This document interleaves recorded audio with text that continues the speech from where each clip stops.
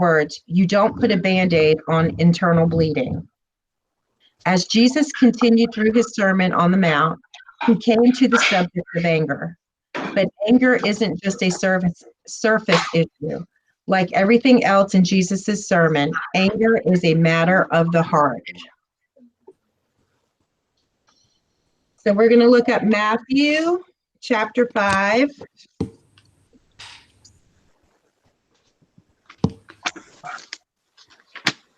Verses 21 through 26.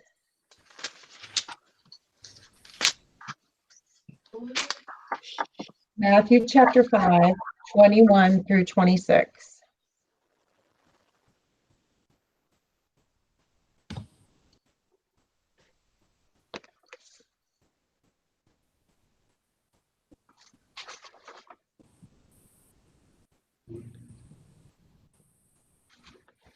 Does someone want to read? I'll read it. Okay, thanks. What version are you reading out of? New Living Translation. Okay. After you read out of that, I'm going to, when we go verse by verse, I'm going to read out of the Message. Go ahead. I can read it out of the Message if you want me to. Well, it doesn't matter because we're going to split the verses up in a minute. We're just going to do the group of it right now. Start with verse 21. You have heard that our ancestors were told, you must not murder. If you commit murder, you're subject to judgment. But I say, if you are even angry with someone, you are subject to judgment. If you call someone an idiot, you're in danger of being brought before the court. And if you curse someone, you're in danger of the fires of hell. So if you're presenting a sacrifice at the altar in the temple and you suddenly remember that someone has something against you, leave your sacrifice there at the altar. Go and be reconciled to that person. Then come and offer your sacrifice to God. When you are on your way to court with your adversary, settle your differences quickly. Otherwise, your accuser may hand you over to the judge, who will hand you over to an officer, and you will be thrown into prison. And if that happens, you surely won't be free again until you have paid the last penny. The word fool comes from the Aramaic term raka. This insult refers to an idiot or empty-headed person, meaning someone mentally inept. There's some little Aramaic stuff for you. What are you doing? So, can somebody tell me what your initial reaction to these verses are when you heard that?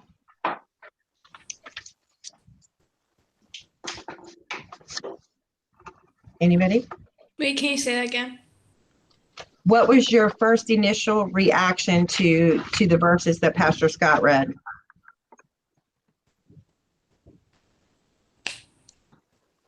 I mean, we all heard that, one of the 10 Commandments is do not murder, but even to be angry in your heart against someone is considered the same thing as murder. I mean, how many of us have been really, really angry? I have never wished somebody to die, I can be honest with you, but I've been pretty angry at times. There have been times I've been pretty ticked off. And to hear these verses, it's like, pretty intense stuff. Well, how many times have you called somebody stupid? I mean, all the time. I do. I'm not. How many times? I mean, myself included. How many times have I called somebody an idiot? Literally, that is my brother's nickname. He is an idiot, but I don't mean it like. But he is. He is a complete idiot, and I have to stop saying it. Find nicer words. He is not rap tight. Or, for those of us that drive a car, how many times have we cursed somebody under our breath because they cut us off in traffic? I'm not kidding. Oh my gosh. The other day. As Pastor Dale puts it, how many times have we thought you are the grass and I'm the lawnmower? So, I mean, anybody that rides with me knows I have a little bit of road rage. Mm-hmm. Hands down. Yes, let me tell you. I know. I won't even deny it. I know when I do. I was reading this, I'm like, ouch. Big ouch, Jesus. Thanks. So, Jesus took a law the people knew well and expanded it to a different level. The original commandment was a prohibition against taking someone's life. That's easy enough to grasp, but Jesus wasn't content to settle for the physical act of murder. The deeper issue is the anger we feel in our hearts.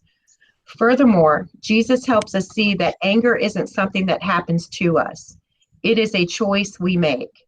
We may not be able to control the circumstances around us, but it's ultimately our choice whether or not we respond to those circumstances with anger.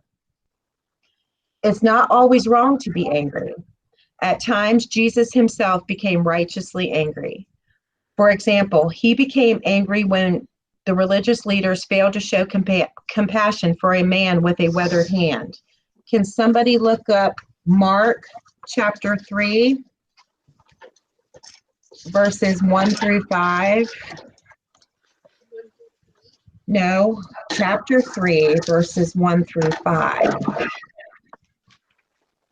Here. Can you see it? Yeah.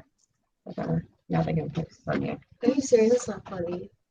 You didn't work online. Whatever. Another time, Jesus went into the synagogue, and a man with a shriveled hand was there. Some of them were looking for a reason to accuse Jesus, so they watched him closely to see if he would heal him on the Sabbath. Jesus said to the man with the shriveled hand, "Stand up in front of everyone." Then Jesus asked them, "Which is lawful on the Sabbath, to do good or to do evil, to save a life or to kill?" But they remained silent. He looked around at them in anger and deeply distressed at their stubborn heart, and said to the man, "Stretch out your hand."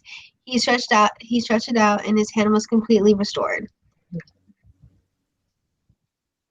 Later, Jesus became so enraged at the mistreatment of people seeking to worship that he turned over the money changers' tables and ran them out of his father's house.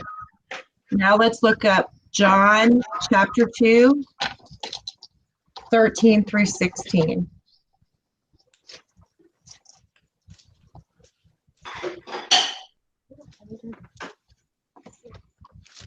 It might be in there. I don't know.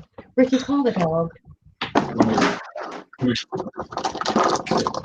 Does anybody want to read John chapter 2, 13 through 16? I got it. Thank you, Justin. Y'all ready? Uh-huh. When it was almost time for the Jewish Passover, Jesus went up to Jerusalem. In the temple courts, he found people selling cattle, sheep, and doves, and others sitting at tables exchanging money. So he made a whip out of cords, drove all from the temple courts, both sheep and cattle. He scattered the coins of the money changers and overturned their tables. To those who sold doves, he said, "Get these out of here. Stop turning my father's house into a market." A certain kind of anger is good, right, and justified. We feel that righteous anger when we see injustice in the world. Whenever we feel righteous indignation because others are mistreated, we aren't only justified in our anger, we are good and right in doing something constructive with that anger. But that assumes that our hearts are aligned with God's heart. Most of the time, though, that's not the case. We get angry at the slow-moving traffic or the child who has to be told to clean up his toys for the 1,000th time. This is not righteous anger. So I'm going to ask you a really hard question. Why do we get angry? Lack of self-control. What you say? Lack of self-control. Lack of self-control. Yep. Lack of Anybody patience. else? Lack of patience. I Absolutely. feel like we expect a lot from people, and when they don't exceed what we do, we get angry at them. Especially like when you work with kids, and they don't do what you think they're supposed to do, you get angry at them. I get angry at my kids at work if they don't listen to me the first 4 times, and I have to remember there are cameras there. I cannot be mean to them. I have to be okay. Let's go this way, or That sounded so bad, Anna. Yeah, I know. That's Well, just like with my because- mom, like she can't get like she has to remember, oh, this is her daughter, and it's like she can't always hit us. I can hit you if I want. No, no, No, you hit me harder. yeah. But I agree with Scott. It's patience. A lot of Patience and self-control, absolutely. If we push past the circumstances, we will discover the true reason we get angry is because we feel our rights have been violated. I should be treated better. I deserve more. The truth is, our anger stems from a deeply held sense of entitlement that, when crossed, makes us really, really mad. In other words, our anger is a reflection of our commitment to ourselves. Never thought about it being entitlement. Right. Makes sense. Yeah. Do you have an anger problem? Y'all don't have to answer that out loud. But here is a quote. There is nothing that can be done with anger that cannot be done better without it. I would like for us to stop right now and say a prayer for Ricky because I'm getting angry at him because he's playing with the dog while I'm trying to do Sunday school. I see the dog's butt. Isn't it a cute boxer butt? Oh, Yeah. I'm sorry. Okay, see, we're getting distracted, Ricky. I'm going to say that quote one more time. There is nothing that can be done with anger that cannot be done better without it. So I'm going to read those verses again from the Message translation, but Scott, I really did like that New Living one. That was good too. You're familiar with the command to the ancients, do not murder. I'm telling you that anyone who is so much as angry with a brother or sister is guilty of murder. Carelessly call a brother idiot and you just might find yourself hauled into court. Thoughtlessly yell stupid at a sister and you are on the brink of hellfire. The simple moral fact is that words kill. This is how I want you to conduct yourself in these matters. If you enter your place of worship and about to make an offering, you suddenly remember a grudge a friend has against you. Abandon your offering, leave immediately, go to this friend and make things right. Then and only then come back and work things out with God. Or say you're out on the street and an old enemy accosts you. Don't lose a minute. Make the first move. Make things right with him. Knowing his track record, you're likely to end up in court, maybe even jail. If that happens, you won't get out without a stiff fine. I'm sorry. Those are painful words.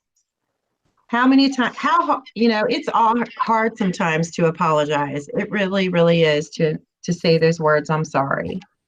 They're so painful. In fact, we often qualify them by adding one more little word that changes everything. And this is something that I have said to my kids so many times. And I hear it a lot. I'm sorry, but da da da da da. Apologies do not have buts. They should not have buts. If you're sorry, just be sorry. That's not being sorry.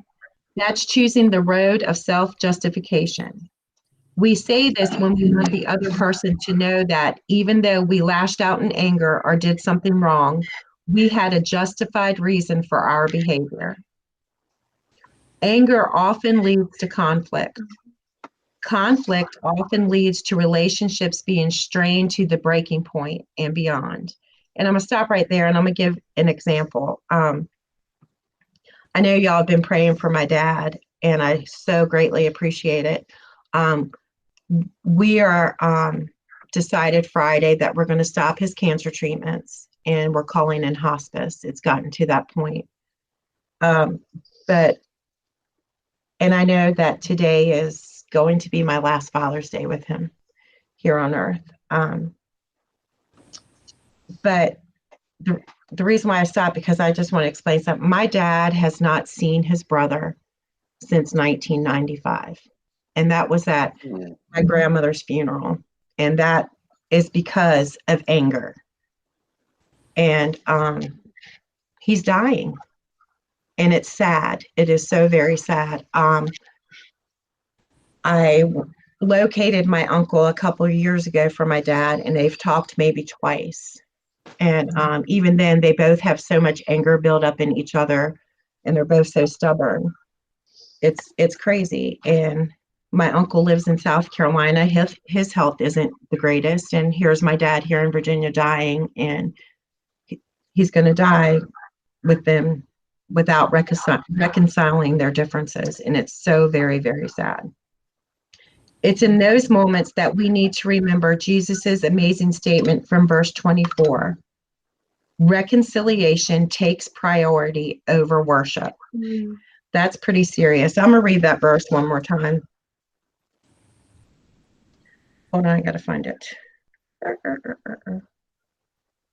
Where is it? If you enter your place of worship and about to make an offering, you suddenly remember a grudge a friend has against you. Abandon your offering, leave immediately, go to this friend and make things right. Then and only then come back and work things out with God.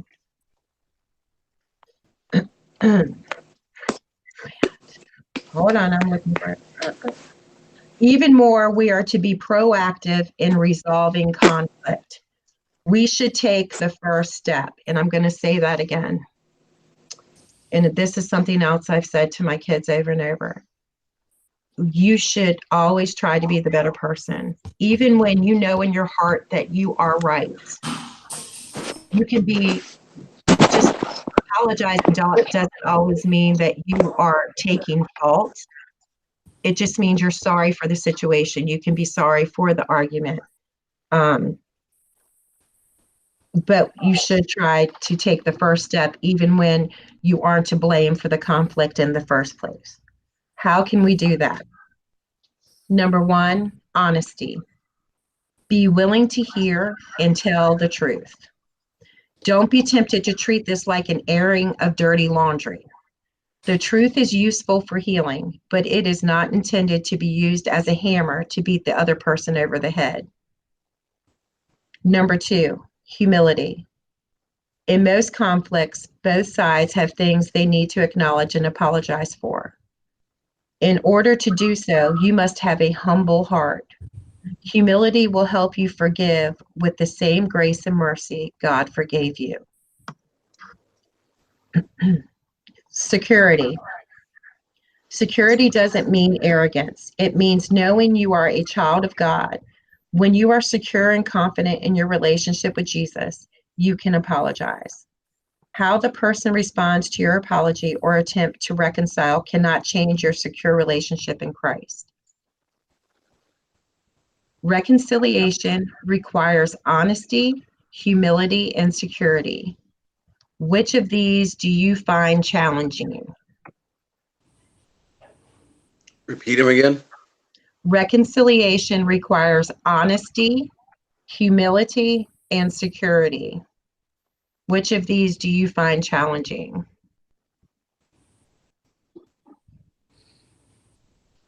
Humility, I think. Yeah, I think that's a tough one. It's hard to even, we don't want to admit that we have any problem, that we want to put the blame on the other person all the time. Right. We don't want to see the other person's side of things. Like when you get cut off in traffic, or when, it's all their fault. They could just be having a horrendous day. They could have gotten some bad news, or maybe they just didn't see you and it was an honest accident. And, Yeah, definitely. Or I've heard this excuse before. Well, how many times do I have to be the better person? And, I'm tired of being the better person. Well, we can't just stop being the better person. Jesus commands us to keep doing that. well, and I think sometimes security plays a part in it too. Yeah. We're not insecure. We are very insecure with who we are. Mm-hmm. And a lot of times our anger is driven because we feel threatened. Where if you're secure in who you are, you don't feel threatened. Right. Right. Matthew Matthew 5:21 through Matthew 26. Matthew 5:25 through 26, Jesus commanded us not to put off reconciliation. Instead, we are to settle and resolve differences quickly. We see at least two reasons why resolution demands this degree of urgency. Earlier is easier. The earlier individuals can face and discuss their differences, the easier it will be to reach a resolution. Problems between people don't get better with time, they get worse. And that is so true. How many times have we just said, no, I'm not going to talk to that person right now, or I'm going to let them stew on it. And time goes by and time goes by, and it just, See, I've done that with Reagan. I'm like, Reagan, I'm not going to talk to you today. She does that to me too. But then we always talk to each other, even though how angry we get. Yes. People don't Yeah. understand how words can hurt. I feel like that's the biggest thing people don't understand. Words can hurt. That's saying sticks and stones may break my bones, but words can hurt me. No, words definitely hurt. And I don't think that nobody realizes that how words, if it's a slightly idiot, stupid, they can hurt. I think people, need to swallow their pride more and just apologize. Life is short, and I'm living that right now with my dad. And, we've had a lot to forgive. And there have been times when over the years, I've been really angry and I didn't want to forgive. But I'm glad that I have. Well, Huh? one of the and we haven't read this scripture this morning, but it's our forgiveness of others is directly tied with our forgiveness from God. Right. And that's something that we often forget. We take for granted God's forgiveness in our lives and are so unwilling to share that forgiveness with other people. Absolutely. It's like the parable that Jesus told where the guys owed a bunch of money, Mm-hmm. and the guy with a huge amount of debt has his debt forgiven, and then he goes out and he beats his slave over $4 debt, and and Jesus is like, why can't you look? You've just been given freedom from this huge. I mean, and that's us. We're given this huge freedom from this incredible debt that we have, and then we're so unwilling to share that forgiveness with other people. That's right. And I can tell you, I mean, I've lived this. I've had students that have disappointed me, and I had the hardest time forgiving them for that disappointment, and it fractured relationships, especially at my last church where I was there for almost 15 years. There was at least two students that I went about 6 years without even talking to. And in a small town of 8,000, you run into them. You can't avoid them. And you'd run into their families, and it was noticeable. I would go out of my way, like if I saw them in the same lane at the football game in a parking lot, I would take the scenic route to my car to avoid even having to walk by them. Yeah. And I'm thinking all that wasted time. And when we finally sit down and talk, they felt just as bad about it as I did. Right. It just took one of us being brave enough to take the first step and say, you know what? I really overreacted. Yes, my feelings were hurt, but I should have put my big boy pants on and forgiven you and moved on. And I just didn't. I've held this grudge, and this grudge has hurt my relationship with God, my relationship with you. And You're so right. Unity is important. Resolution demands urgency because unity is vitally important among God's people. Just before he was arrested, Jesus prayed for all his followers, past, and present. One of the resounding themes in this high priestly prayer was unity. Think about that for a minute. Jesus was only hours away from his death. Praying to his Father in unity in the church was on his mind. Why might that be? The unity of God's people provides proof of the gospel. In the church, you find people of all different nationalities, races, backgrounds, and socioeconomic levels. All these people come together under the banner of Jesus Christ. No other organization can unite people who are so completely different. When we let our differences fester and divide us, the rest of the world questions the effectiveness of the gospel. I'm going to read that again. When we let our differences fester and divide us, we as Christians, when they see that, the rest of the world questions the effectiveness of the gospel. But the unity of the church points to the power of the gospel. While some people run from anger and conflict, others seem to embrace it. Jesus offers an approach to conflict that is distinct from what we see in the world around us. We don't need to hide from conflict, but we can lovingly work toward reconciliation. When we choose to make peace, we start to look more like our Father in heaven. What are the consequences of allowing a conflict to fester? Well, I think you and Pastor Scott kind of nailed it when you guys said you guys don't talk to them for a while. You guys don't. The relationships kind of destroy, and you go to times when you guys are either someone is either dying, someone is chronically sick, and you still have that, oh shoot, I should forgive that person. Something's wrong with you. It's just that holding that grudge for so long that you wasted so much time. Yeah. Well, and it can affect your ability. I mean, this passage, I would read it as a teenager and never really fully understood it. And then as I got an adult, I would carry grudges. And some of those students that I had grudges with would still come to church. And I can remember sitting in the sanctuary and not hearing a word of what was said through the sermon or the music or anything, because the whole time I'm just sitting there staring at them going, I can't believe they're sitting here. I can't believe they're back in the building after the way they did that, or after what they said about me. Or, so, I mean, personally, it just eats you up if you don't, and it is so easy to have those thoughts. And, that's, people ask me all the time how I'm positive and happy.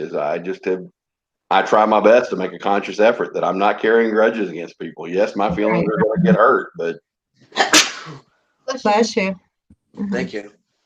And like my mom tells, especially Drake and I, because we fight the most, or sometimes me and Reagan, Drake says like, I don't like you, I don't want to talk to you right now, or I don't want to be your friend. And then Reagan or my mom was like, what if Hannah's not here tomorrow? What if Hannah's not here tomorrow? Because I'm always the first one to apologize to Drake, but he's like, no. And that's just something that's like, we don't need to think about. We're not promised tomorrow. So I think instead of holding that grudge, just like be like, okay, I love you. Whatever we fought over was stupid. Let's just get over it. It doesn't mean you have to trust them. I think that's the biggest thing. People think you have to trust the person you forgive. You don't have to trust them. Well, and I think, and what your mom just said too is that with conflict in and of itself is not bad. It's what we do with that conflict that leads to Exactly. that. How do we handle it? Do we realize that there's healing and growth that needs to occur on both sides, or do we carry anger? Anger by itself is not bad. It's the actions that come out of that. What do we do with it? Well, I'm not going to lie. Just like it says, there is a time to, some good of being angry. I am angry about what's going on in this world. I'm not going to lie. Oh yeah. This world's crazy. So, but I'm not going to go out there and retaliate the way some are and kill and riot and act crazy.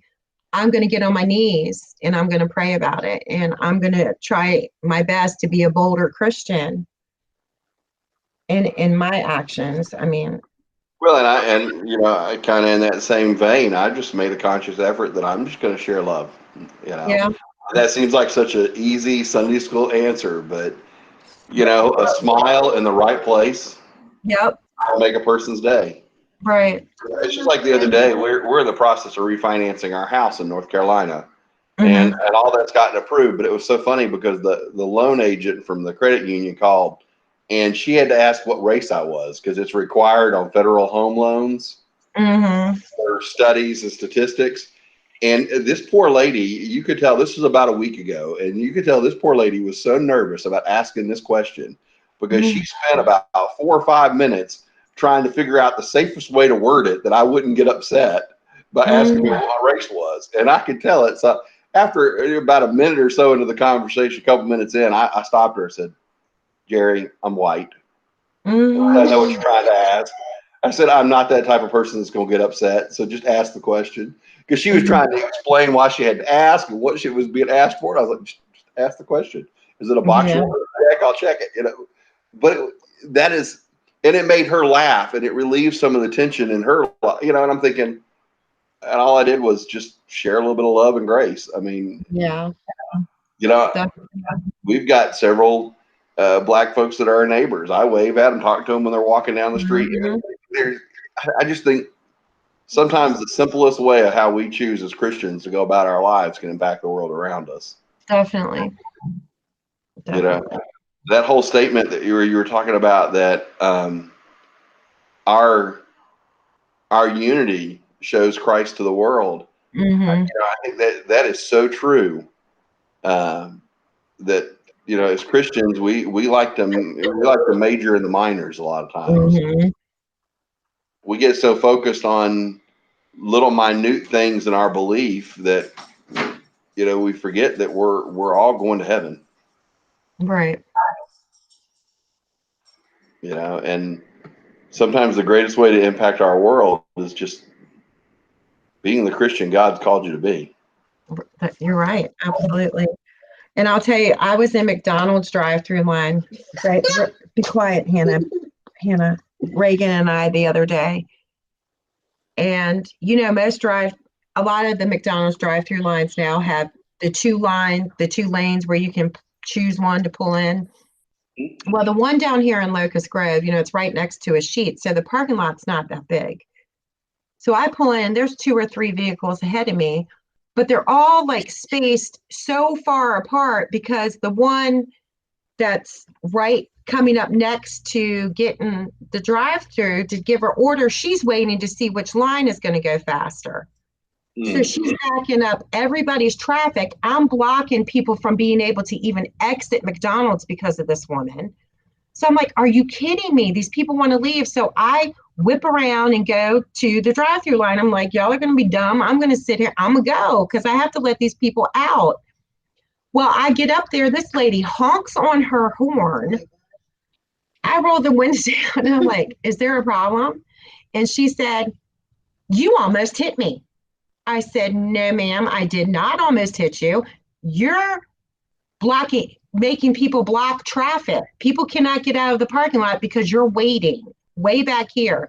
She was like, you need to relax. And I'm like, woman, you're the one that honked your horn at me. So she was ridiculous. So I ordered the food and I ended up in front of her. So when I went to pay for my food, this woman irritated me and I was having a day. It's been a really emotional week for me. And so I thought, I'm gonna get this right. I paid for her food. I said, I'd like to pay for that person behind me. And I just went on about my business, but she got on my nerves. Ain't gonna lie. So hopefully that settled her anger, thinking I almost hit her, which I didn't, but I don't know. Anger is an issue of the heart. Consider the following suggestions as you work to bring your anger under the rule of Jesus in the days to come. Number 1, take control of your anger. You know what situations are likely to make you angry this week. Prepare your heart and mind to respond appropriately before you ever step into that situation. So I will not be going to McDonald's drive-thru this week. Say you're sorry. Look for a chance to say I'm sorry this week without qualification. Humble yourself before Christ and the other person and say those 2 words that can bring healing. Seek reconciliation. Examine your relationships, past and present. Is there someone you still need to reconcile with? If so, don't wait any longer. Seek to honor Christ through the process of reconciliation. Anger is a big deal in today's world, which is why we need to pray that the words of Jesus sink into our hearts. Don't put a band-aid on internal bleeding. Look deeper to find the real source of your anger, and then reset the fracture so that you can heal. Here's a quote by Billy Graham. Never underestimate anger's destructive power. And that is the lesson for today. And so if there's somebody that y'all need to say you're sorry to, even if you don't feel that you're wrong, if there's relationships, friendships that have been torn apart or hurt, I highly suggest and pray that, we all will humble ourselves, swallow our pride, and fix those immediately so we can honor and give glory to God. Any thoughts or comments on today's lessons? You want to add anything? I thought it was a great lesson. I think it's something that I did is, too. It made me uncomfortable, but I thought it was I think it's something that we all, I mean, if we're honest, there's 10 of us on here, all 10 of us struggle with anger. Oh, yeah. What we do with our anger. And probably Mhm. all of us have said things in the heat of the moment that we regret after the fact. Mm-hmm. If we're really, really honest with ourselves. Mm-hmm. I don't know anybody that doesn't get angry at some point in time in life. I would tell you one person that doesn't get angry often is Ricky. Now, he is so laid back, but when he does get angry, Oh my gosh. he gets angry. But he doesn't, even at work. He doesn't, but when he's had enough, he's had enough. Mm-hmm. Yeah. He's got a very gentle spirit. For me, the biggest takeaway from this morning is, what do you do with that anger? You just learning how to, sometimes the best thing to do is act like there's super glue on your lips and your mouth's closed. Because often we will say things in anger Oh, yeah. that we wouldn't say any other time. You're right. You're absolutely right. Yeah, because I'm like, for example, my dad was always angry and he was mean when he was angry. Now he's in his 80s and he wants to hang out with all the kids, and other than me, none of the other kids will have anything to do with him because they still are so hurt from his anger. Yeah. So you think when you're angry. I mean, most people are angry. The first thing you don't do is think, but you need to stop and think how you're affecting and what the cause and effect is. Right. And you should be angry, and you should be able to display your displeasure, but it needs to be done in a cordial sort of way. If not, it just becomes meanness. Mm-hmm. Yeah. Well, and you don't always have to have the last word. Oh my gosh! Thank you, Jesus, for saying that. Thank you. I mean, in my own house, I have seen arguments prolonged for days, especially between my children, because they all want to have the last word. Preach.